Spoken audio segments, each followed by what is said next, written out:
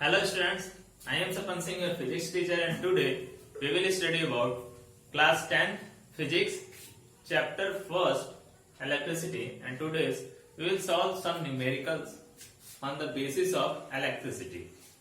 And the numerical is from book Ashton, page number 38, question number 17. The figure is shown here.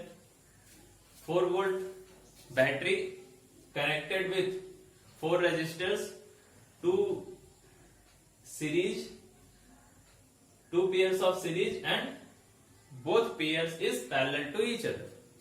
Then what is the value of, question is said that what is the value of current through 6 ohm resistor and what is the potential difference across 12 ohm resistor. यह आपके SN book के page number 38 का question number 17 है। Question में figure ये बना हुआ है। फिगर में 4 वोल्ट की एक बैटरी लगी है और 2 रजिस्टर्स एक दूसरे से सीरीज में 6 ओम और 3 ओम के, और नीचे और 2 ओम रजिस्टर्स लगे हैं 12 ओम और 3 ओम के सीरीज में ही, और ये दोनों सीरीज का कॉम्बिनेशन जो पेयर है वो एक दूसरे से पैरेलल कंबाइंड है। क्वेश्चन क्या पूछ रहा है हमसे कि करंट थ्रू 6 ओम रजिस्टर, मतलब फाइंड आउट या calculate the current through 6 ohm resistor. 6 ohm resistors में कितना करंट फ्लो करेगा। Second one is that potential difference across 12 ohm resistor. 12 ohm resistor यहां पे है तो यहां पे पोटेंशियल डिफरेंस कितना हो जाए। सबसे पहले मैंने आप लोगों को बताया था कि जो हमारा पोटेंशियल डिफरेंस होता है वो पैरेलल कॉम्बिनेशन में बदलता नहीं है। एक चीज याद रखना है, पोटेंशियल डिफरेंस पैरेलल कॉम्बिनेशन में बदलता नहीं है, क्योंकि जो भी हम घर में वायरिंग कराते हैं वो पैरेलल कॉम्बिनेशन में वायरिंग कराने याद करने के लिए सबसे आसान तरीका ये है कि जो भी हम घर में वायरिंग कराते हैं वो किसमें कराते हैं, पैरेलल कॉम्बिनेशन में कराते हैं। और उसी लिए जो पोटेंशियल डिफरेंस होता है हमारा 200 वोल्ट अगर लाइट करंट ड्रॉन कर रहा है तो हर जगह 200 वोल्ट ही जाता है। क्यों? क्योंकि पैरेलल कॉम्बिनेशन में होता है, और पैरेलल कॉम्बिनेशन में पोटेंशियल डिफरेंस चेंज नहीं होता है। और जब पैरेलल कॉम्बिनेशन में पोटेंशियल डिफरेंस चेंज नहीं होगा तो क्या चेंज होगा, करंट चेंज होगा, करंट बदलेगा, बट जाएगा। ठीक है, और उसी का उल्टा होता है सीरीज कॉम्बिनेशन में। सीरीज कॉम्बिनेशन में क्या होगा, पोटेंशियल डिफरेंस बदलेगा और करंट चेंज नहीं होगा। तो हमें एक चीज बस ध्यान रखना है कि पैरेलल कॉम्बिनेशन में पोटेंशियल डिफरेंस चेंज नहीं होता, तो बाकी सारी चीजें याद हो जाएगी। जब पोटेंशियल डिफरेंस चेंज नहीं होगा तो करंट चेंज होगा, और दूसरे वाले में करंट चेंज होगा, पोटेंशियल डिफरेंस चेंज नहीं होगा, उल्टा हो जाएगा। तो यहाँ पे हमें करंट थ्रू 6 ओम रजिस्टर्स, देखो पहले 6 ओम का पूछा है, 12 ओम का पूछा है, तो सबसे पहले ये 6 ओम और 3 ओम का कॉम्बिनेशन निकाल लेंगे। इक्विवेलेंट रेजिस्टेंस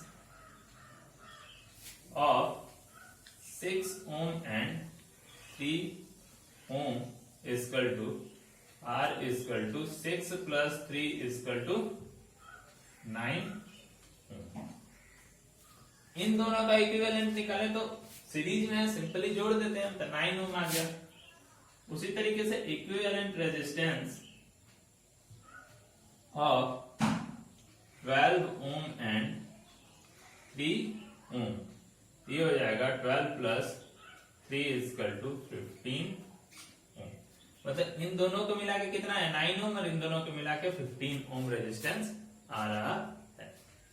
अब जो फर्स्ट क्वेश्चन पूछा है वो ये पूछा है कि current through 6 ohm resistance, 6 ohm resistance में करंट कितना फ्लो करेगा। तो देखो ये और ये एक दूसरे से सीरीज में है, और जब यहां से करंट इसमें आएगा तो ये और ये दोनों लाइन एक दूसरे के पैरेलल हैं, तो 4 वोल्ट क्या होगा, यहाँ पे भी 4 वोल्ट जाएगा, यहाँ पे भी 4 वोल्ट जाएगा। पैरेलल में पोटेंशियल डिफरेंस चेंज नहीं होता, तो दोनों में 4 वोल्ट जाएंगे। अब जो 4 वोल्ट है 6 ओम के लिए जो करंट होगा वो यहाँ पे बढ़ जाएगा और यहाँ पे करंट बढ़ जाएगा।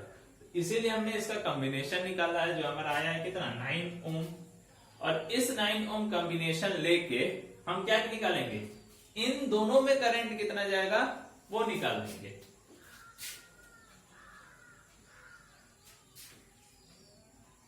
ठीक है, तो V इक्वल टू क्या होता है, क्वेश्चन फर्स्ट सॉल्व करने के लिए V equal to I R, तो I इक्वल टू हो जाएगा V upon R, where V equal to 4 volt, R equal to 9 ohm. तो 9 4 जा 36 मतलब 0.4, फिर बचेगा 4 तो 9 4 जा 36, यही आते रह जाएगा, तो 0.44 एम्पियर। ये हमारा क्या आ जाएगा 0.44 एम्पियर। फर्स्ट क्वेश्चन का आंसर 6 ओम रेजिस्टर्स में करंट कितना फ्लो करेगा। दूसरा क्वेश्चन है इसी का कि पोटेंशियल डिफरेंस अक्रॉस 12 ओम रेजिस्टर्स, 12 ओम रेजिस्टर्स में पोटेंशियल डिफरेंस कितना देख होगा। अब इसके लिए अब यहां पे हम क्या करेंगे, सबसे पहले करंट निकालेंगे, किसमें, टोटल करंट अक्रॉस। इस देखो करंट क्या होगा इसमें और इसमें बदलेगा, पैरेलल में करंट चेंज होता है, पोटेंशियल डिफरेंस चेंज नहीं होता है। इसमें कुछ करंट जाएगा, इसमें कुछ करंट, तो हम इन दोनों में जो करंट फ्लो हो रहा है वो निकालेंगे। 15 ओम पे क्या करेंगे, करंट निकालेंगे, तो I इक्वल टू क्या होता है V upon R, current through 12 ओम, या 12 ओम निकालें या 15 ओम निकालें, यहाँ पे दोनों एक ही होगा। Current through 15 ohm equal to V equal to I R, I equal to क्या हो जाएगा V अपॉन R, मतलब 4 वोल्ट अपॉन में 15, तो 15 टू जा 30, 0.2 या 0.2 ना रख के हम क्या करेंगे 4 अपॉन 15 ही यहाँ पे रहने दें, इतना आ जाएगा हमारा एम्पियर करंट। किसके लिए, ये करंट आ गया इन दोनों के लिए, इन दोनों के लिए करंट आ गया, और हमें यहाँ पे क्या निकालना है, पोटेंशियल डिफरेंस अक्रॉस 12 ओम। अब यहाँ पे हम निकालेंगे पोटेंशियल डिफरेंस अक्रॉस 12 ओम रेजिस्टर्स। देखो यहाँ पे भी करंट कितना फ्लो करेगा 4 अपॉन 15, उसमें भी 4 अपॉन 15 ही, तो पोटेंशियल डिफरेंस यहाँ पे क्या हो जाएगा 12 ओम के लिए, क्योंकि ये दोनों ही सीरीज में है, तो 4 वोल्ट जब आ रहा है तो 4 वोल्ट इसमें और इसमें बढ़ जाएगा, तो 12 ओम के लिए मतलब इसमें कितना पोटेंशियल डिफरेंस होगा, उसके लिए हो जाएगा V equal to I are.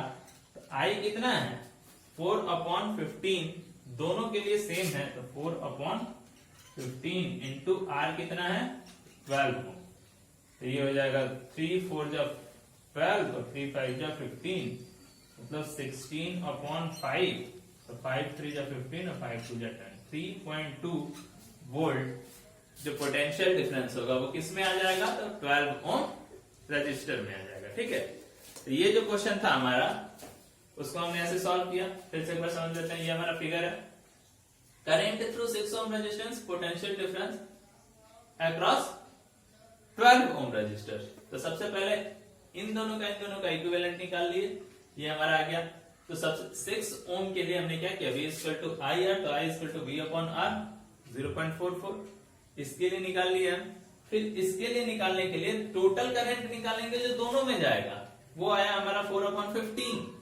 अब यही करंट दोनों में जाएगा, बट पोटेंशियल डिफरेंस जो 4 वोल्ट आ रहा है यहाँ पे क्या हो जाएगा, बढ़ जाएगा, तो यहाँ पे 4 अपॉन 15 इंटू 12 कर देंगे तो हमारा 3.2 वोल्ट आ जाएगा। ठीक है, तो आगे next question. Next question is that, question number 18 उसी का जस्ट अगला क्वेश्चन है। 2 resistors 5 ohm and 10 ohm, 5 ohm and 10 ohm connected to a battery of 6 volt। ठीक है, मतलब जो दिया है उसको लिखेंगे पहले। क्वेश्चन थोड़ा बड़ा है, सारा क्वेश्चन मैं लिख नहीं पा रहा हूं, लेकिन उसको मैं समझा देता हूं। Potential difference of a battery 6 volt, मतलब V की वैल्यू कितनी है 6 वोल्ट है। R1 equal to 5 ohm and R2 equal to 10। 2 resistors लगे हैं, मतलब 5 ओम और 10 ओम 6 वोल्ट बैटरी से कनेक्टेड हैं। तो सबसे पहले क्वेश्चन हमारा ये पूछा है, 4 क्वेश्चन इसमें है। Minimum current flowing, maximum current flowing, how will you connect the resistances in each cases and calculate the strength of the total current in the circuit in the 2 cases.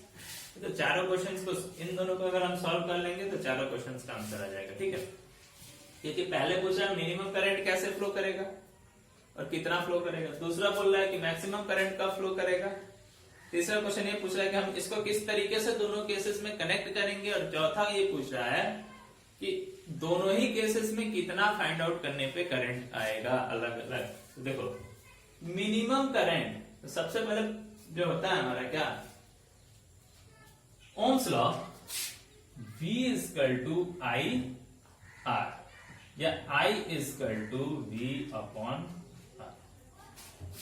पूछ क्या रहा है, मिनिमम करंट मैक्सिमम करंट, तो current हमारा I है और depend करता है R पे। ये पोटेंशियल डिफरेंस तो मान लो सेम है, 6 वोल्ट बैटरी है, उसमें कोई दिक्कत नहीं है। I की वैल्यू यहां से हम ये कह सकते हैं कि I is inversely proportional to 1 upon R।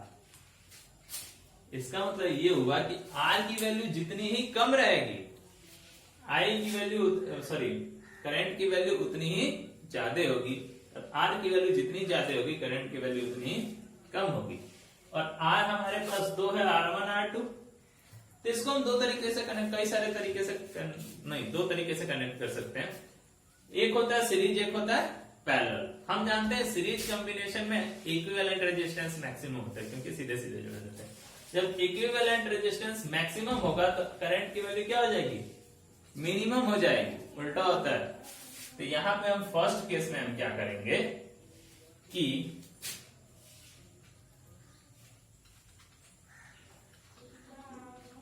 Series combination में जोड़ देंगे। तो बैटरी है हमारा 6 वोल्ट की, ये हो गया हमारा 5 ओम, ये हो गया हमारा 10। जब सीरीज कॉम्बिनेशन में जोड़ेंगे तो equivalent resistance R equal to R1 plus R2, तो R इक्वल टू क्या हो जाएगा, 5 प्लस 10 इक्वल टू 15 ओम। जब 5 प्लस 10 इक्वल टू 15 ओम हो जाएगा तो I equal to V upon R, 6 upon 15, तो 15 4 जो 60 होता है, 0.4 एम्पियर। पहले कंडीशन में कितना आ गया, 0.4 एम्पियर आ गया। अब सेकंड कंडीशन, मैक्सिमम करंट के लिए क्या करेंगे, हम जानते हैं R की वैल्यू सबसे मिनिमम कब होगी, जब हम उसको पैरेलल कंबाइन करेंगे। मतलब ये 6 वोल्ट की बैटरी हमारा हो गया,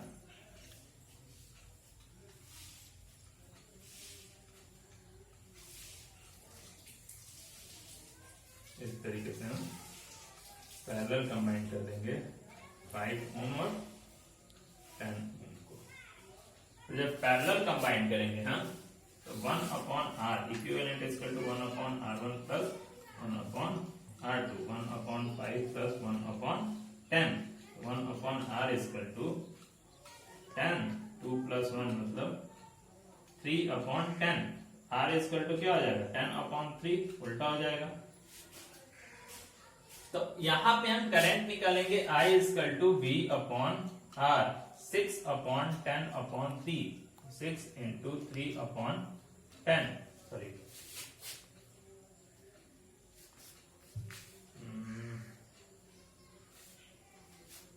6 इंटू 3 अपॉन 10, तो ये हो जाएगा 18 अपॉन 10। I इक्वल टू क्या हो जाएगा, 1 अपॉन 8 एम्पियर।